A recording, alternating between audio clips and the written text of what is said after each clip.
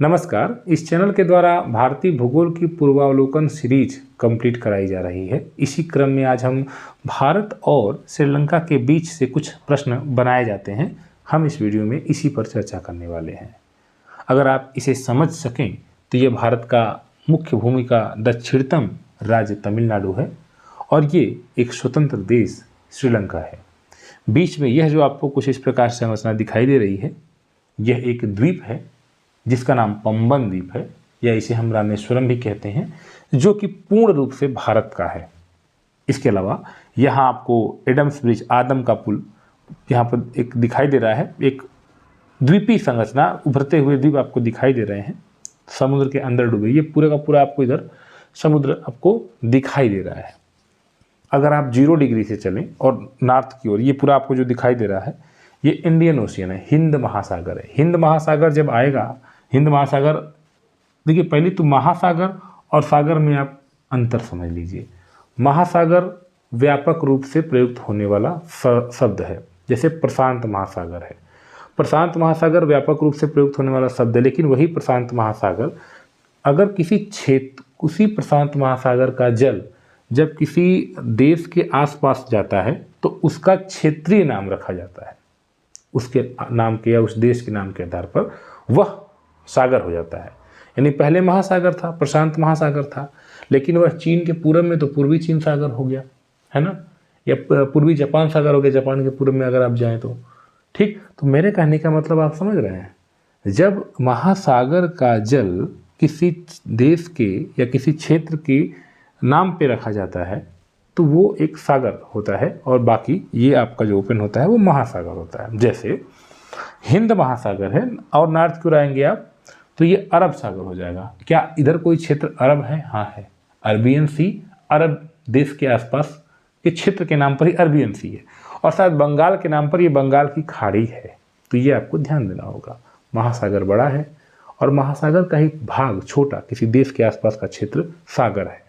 लेकिन खाड़ी क्या है सर? खाड़ी 3 ओर से जमीन से घिरा हुआ जल का क्षेत्र है। यानी भारत का तमिलनाडु, भारत का रामेश्वरम और श्रीलंका के बीच का ये हिस्सा एक प्रकार से ऐसा बन रहा है कि 3 ओर से भूमि से घिरा हुआ है।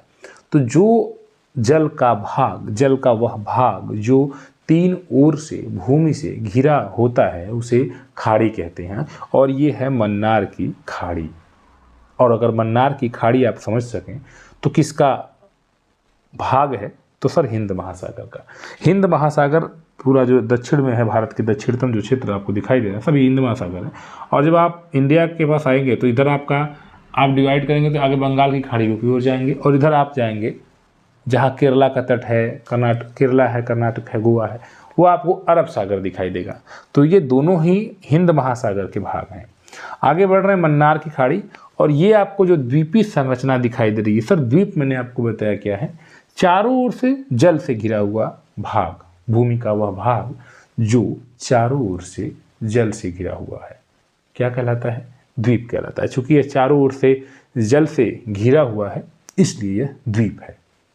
अगर आपकी इच्छा कभी रामेश्वरम जाने की हो, जो कि हिंदू धर्म का एक पवित्र मठ है, तो आप भारत के तमिलनाडु से जाएंगे और यहाँ से ट्रेन और हाईवे होते हुए भी ये आपको सड़क दिखाई दे रहा है, पुल।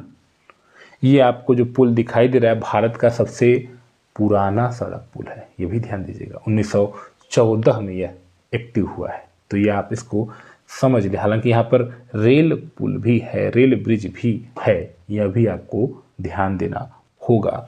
तो भारत का तमिलनाडु आपको दिखाई दे रहा है, और तमिलनाडु से आप जा रहे हैं रामेश्वरम दर्शन करने यहाँ पर, तो आप इसी पुल से होकर जाएंगे, और ये आपको जो द्वीप दिखाई दे रहा है, चूंकि भारत की मुख्य भूमि से अलग है तो इसका नाम है पंबन द्वीप, या फिर इसी रामेश्वरम के नाम पर रामेश्वरम द्वीप भी कहा जा सकता है। यहाँ पर 2 प्रमुख शहर, एक तो रामेश्वरम ही है और दूसरा पंबन। ये आपको याद रखना चाहिए। भारत का सबसे पुराना सड़क पुल है, यहाँ पर आपको ये भी याद रखना चाहिए।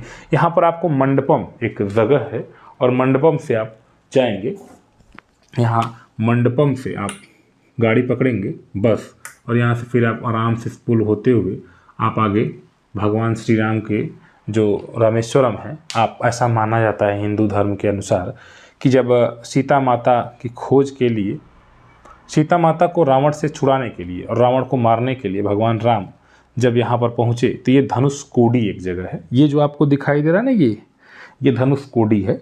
यहाँ से फिर ये जो द्वीप है ये ऐसा लगता है कि समुद्र में डूब गया है और इसके जगह जगह उभरे हुए भाग आपको दिखाई देते हैं। द्वीपी संरचना है, जगह जगह थोड़े थोड़े दूर पर ये संरचना ऐसी दिखाई देती है। तो मान्यता यही है हिंदू धर्म की, इसे भगवान श्री राम जी के द्वारा ये बनवाया गया था, लेकिन साइंस कुछ और कहता है।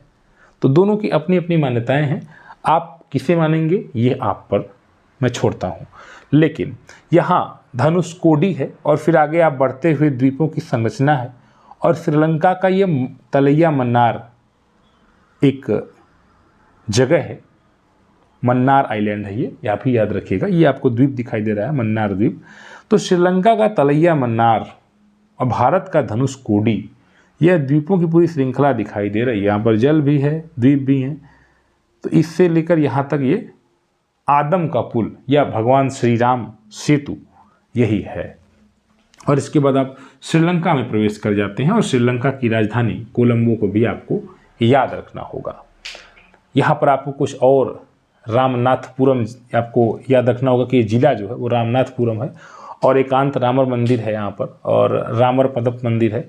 ऐसा माना जाता है हिंदू धर्म के अनुसार कि भगवान श्री राम यहाँ पर एक बार देखने के लिए इस मंदिर पर या इस जगह पर चढ़े थे जहाँ पर उनके पैरों के निशान अभी भी माने जाते हैं, और इसी वजह से यहाँ पर इसका नाम भी रामर पदप मंदिर है।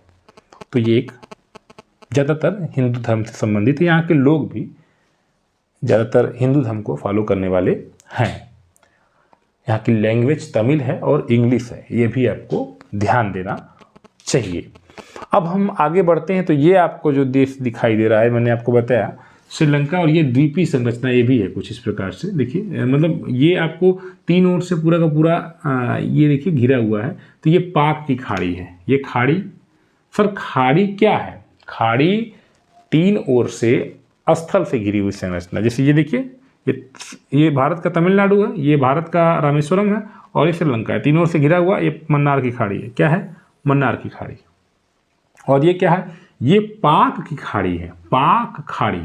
और ये आगे क्या है? बंगाल की खाड़ी है। ये क्या है? बंगाल की खाड़ी है। ऊपर आप जाएंगे तो बंगाल की खाड़ी है। तो एक प्रश्न तो ये हो गया कि क्या बंगाल की खाड़ी का जल मन्नार की खाड़ी से मिलता है क्या? हाँ मिलता है। ये रास्ता आपको अगर देखें, अगर आप इस रास्ते को देखें तो यहाँ इस रास्ते से होते हुए इसका जल मिलता है, यानी बंगाल की खाड़ी का जल कहीं न कहीं इस प्रकार से मिलता है इस रास्ते से। और ये रास्ता ही स्ट्रेट कहलाएगा, स्ट्रेट। ठीक है, इसको हम स्ट्रेट कहेंगे, स्ट्रेट, क्योंकि हमने आपको बताया है कि स्ट्रेट क्या होता है।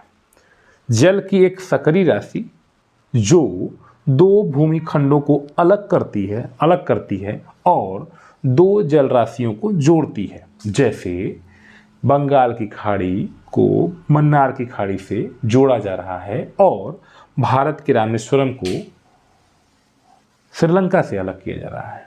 तो ये जो जल की राशि है, ये पूरी की जल की राशि, इसे ही हम स्ट्रेट कहते हैं। तो आपसे पूछा गया कि स्ट्रेट कौन सा है, तो बताइए आप। पाक स्ट्रेट है, पाक स्ट्रेट। ठीक है, और किसे अलग करता है? भारत को श्रीलंका से, या भारत के रामेश्वरम को श्रीलंका से। और किसे जोड़ता है?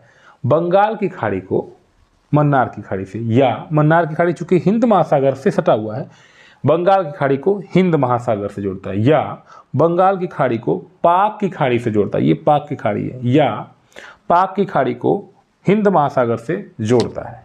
तो इतनी चीज़ें आपको यहाँ पर याद रखनी है। अगर इसका एरिया पूरा देखा जाए तो 96 वर्ग किलोमीटर स्क्वायर इसका एरिया है, ये रामेश्वरम जो आपको दिखाई दे रहा है। यह इस वीडियो में हमने यहाँ से अक्सर प्रश्न पूछे जाते हैं। पूर्वावलोकन सीरीज जो हमने चलाई है, तो हमने जब इसको स्टडी कर रहे थे तो पूर्वावलोकन में यहाँ से कई क्वेश्चंस पूछे गए थे। मन्नार की खाड़ी पाक की खाड़ी से किससे जोड़ा जाता है? तो ये पाक स्टेट से जोड़ा जाता है। बंगाल खाड़ी को किसी और में हिंद महासागर को चाहिए तो यही पाक स्टेट, तो ये चीज़ें हैं। ठीक है, ओवरऑल इस वीडियो को हम यहीं पर रोकते हैं और उम्मीद करते हैं कि चीज़ें आपको ये समझ में आई होंगी। आप कृपया इस चैनल को सपोर्ट करें। आपसे रिक्वेस्ट है कि आप वीडियोज़ को अधिक से अधिक लोगों तक शेयर कर दिया करिए। धन्यवाद।